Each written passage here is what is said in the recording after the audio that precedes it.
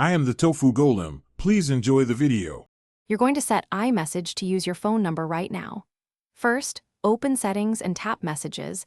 Enable iMessage if it's off. Next, tap Send and Receive so you can see registered addresses. If your phone number isn't listed, make sure the SIM is active and the device is online. Once the number appears, select it under Start New Conversations from.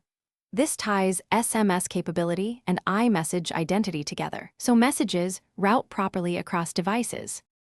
Continue by confirming other devices except the phone number.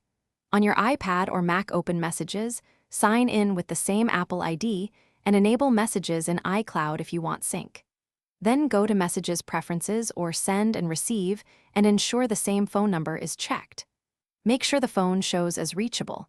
If it shows only an email, uncheck and recheck the phone number on the iPhone. This forces Apple's servers to refresh the association across devices. Finish by testing. Send an iMessage to a known Apple user and confirm the bubble is blue. That proves your phone number is used. If messages fall back to green or the number isn't selectable, toggle iMessage off, restart your iPhone, then enable iMessage again. Make sure you're on Wi-Fi or cellular.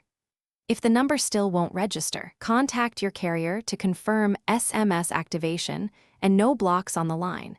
This is often the single issue preventing. Thanks for watching. Consider subscribing if we helped you today.